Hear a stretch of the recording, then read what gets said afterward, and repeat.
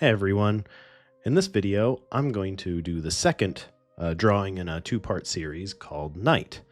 The other one I already posted about, there's a video and I'll link that in the description below, but for this piece I needed some black paper, so I'm going to start off with this 60 pound, I couldn't find any 100 pound, that was what I wanted, and this is all cotton, 60 pound black paper. And I'm going to cut this up into the appropriate size because I have a frame that I want to put it into that matches the other drawing that I've done. There's Amaro. She'll just float around in this video as she sees fit, as per the usual. This is my nice paper cutter. It's self-sharpening, so when you slide it back and forth, it just keeps the blade sharp, which is nice, rather than one of the guillotine style paper cutters. I have one of those, but I like this a lot more. When I created the first drawing, Day, I cut two pieces of paper that were the correct size. So here I am measuring this piece of white paper, and I'm just going to cut the black piece of paper that I have down to the correct size. So here I am putting it at, I believe, 6 inches to cut the piece down to 6-inch strip. And then from there, I'm going to flip it around and cut off the piece that I don't need. And here's the cutting action. I really like that you don't have to do too much besides just slide it over. And I really like that it has a self-guide on there too. So now this is cut down to the correct width that I need. Now I need to cut off a little chunk on the end to get it to the correct length. I'm unsure why it needed to go blurry here, but it did. And with the slide at 4 inches, I can cut off the section that I don't need. So this piece ends up being about 6 inches by 21.5 inches. Another nice feature about this paper cutter is it doesn't matter which way you push the blade, so I can cut backwards, quote unquote, here by going this direction. I was holding on to the piece of paper so it didn't fall on the ground and bend a corner, as it often does, because this board is not long enough for it. But there it is, cut down to the appropriate size. Here it is all taped up on my drafting table, and I have a gel pen that I got from Sakura, which I'll put a link in the description below.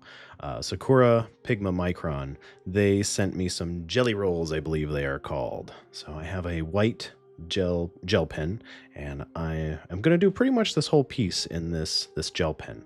It's really nice. I believe it's archival ink as well. I think most of their products are archival, so that's what I try to work with as much as possible. I felt the piece of paper move, so I slapped another piece of tape down just to keep it from moving around too much while I drag my hand across this paper. The first drawing in the series, entitled Day, I made it a little bit longer and had a little larger hook, and I wanted it to be, yeah, just a little more slender and elegant. So this one I'm going to do a little bit of the reverse. I'm going to make it a little bit more squatty, and I'm going to draw out the sides just a little bit more and have less gold dots mixed in. So I start that process here, and already it's not nearly as long as the first drawing, which is exactly what I want. I really like these pens as well. It's very smooth going on paper. It's not tacky or sticky, which sometimes gel pens can be. If I ran my hand across it, it would still smudge, but it's not going to be as bad as some other gel pens that I've worked with in the past. I think it might be the paper rather than the pen, but the ink seems to be absorbing a lot faster as well.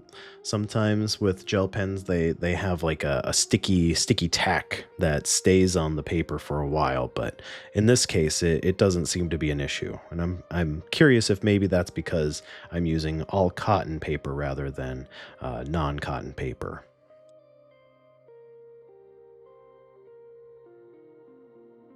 Even though I want this one to be shorter, in total length on the paper, I still want it to have some nice flow and longer lines mixed in there rather than being so much little pattern that it gets lost.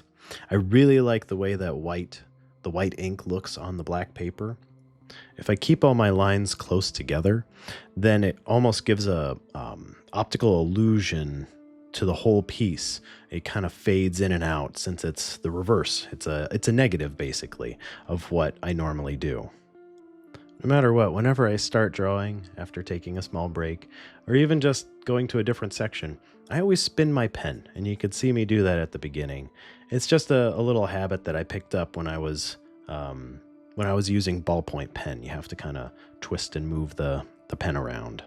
I find keeping this real-time drawing in there is helpful to myself as well, just to see how my hand moves, how long things take, but it is also really satisfying to watch all these lines just kind of explode on the paper.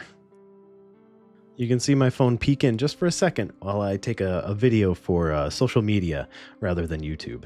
That used to be my main way of showcasing these, how I drew these pieces, and as I've gotten more equipment, I've transitioned over to this. But I want to get back into making shorts and stuff for Instagram or for TikTok or even for YouTube shorts. It would be nice to get more of that quick media out there just to show the drawing process. At this distance, the drawing is starting to do that effect that I really like, where it's like an optical illusion. It has a little bit more, it has more depth. It's harder to tell where one thing starts and another thing ends, and they all just kind of blend together super nicely. So this is the look that I'm going for. It has a really nice soft feel to it, and that's what I want. I'm about to do that thing with my pen where I spin it a bunch. I usually do this when I'm watching a movie or something. I'll start paying attention to the screen and then start spinning my pen, because I do stuff with my hands pretty much constantly all day. At this point in the drawing, I'm starting to get satisfied with the overall movement and size and scale, so I'm going to start adding in some of the finer details.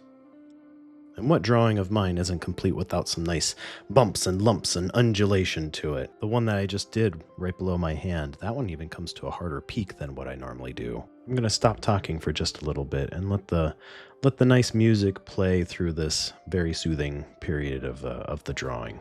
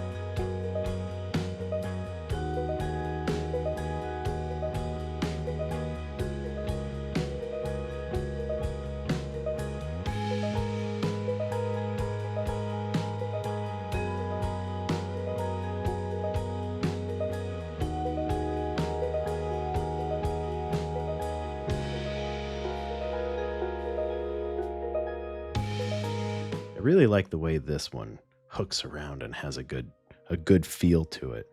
Another one of those sharper points than what I normally do. I apologize, I'm going to get off camera just a little bit here. I'll fix it in a second.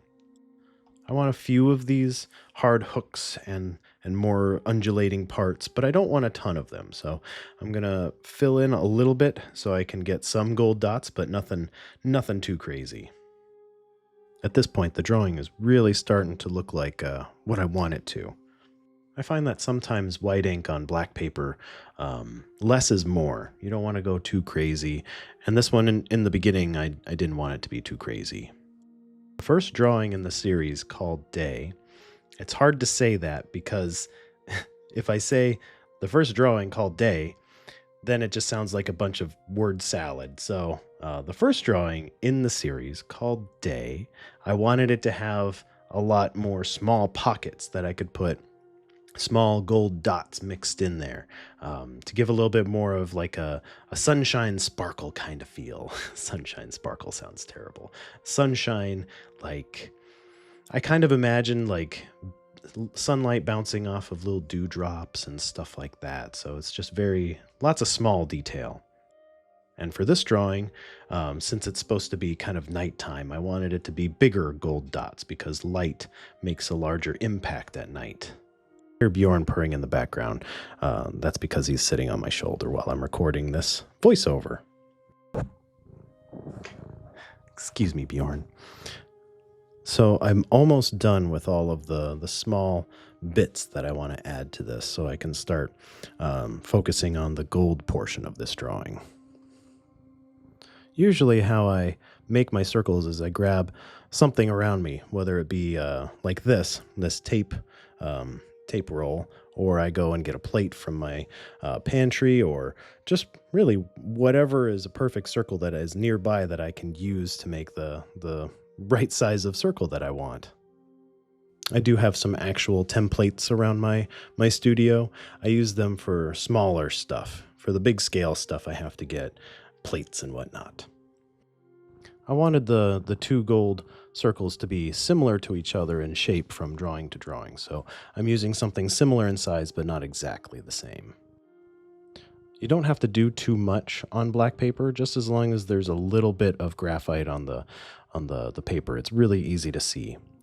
And this is also not quite a perfect circle. As you can see, there's some little undulations there from the cardboard, but I really just need it to be a template for what to do. I'm using a new metallic gold pen for this, or paint marker. It's from Posca. I found this one, it's a little bit more of like a shiny burnished gold rather than a darker, a slightly darker hue of gold as the other one. I don't mind this one. It's not quite as thick as I want. It doesn't lay a good coat down in the first pass. And if you try to make multiple layers, it doesn't fill in nicely. So I'm still searching for just the perfect marker, gold marker, and I'm on the track, but I do enjoy this brand. I do enjoy this marker. I think also if it was a white piece of paper as opposed to the black piece of paper, that would change things as well. All right, I'm going to fill this in. I decided to switch to my other paint marker here. It just did a better job for the situation. It wasn't quite as, it's not as difficult to use on this paper. This took a lot longer than it looks like. I had to wait for it to dry in between doing portions of it, because if you don't, then it starts to tear the paper. So it's a little more finicky. It took some time, and I don't like doing big gold dots like this, but it's part of the game. You can really see the pen strokes, and I don't really like that, but again, it's just kind of the name of the game. There it is, all finished and dry. I'm going to zoom out here in a second, and we're going to really see how those pen strokes shine. And again, I don't so much like that, but I think the only way to not have that is to do gold leaf, which I have. I just don't want to waste it all.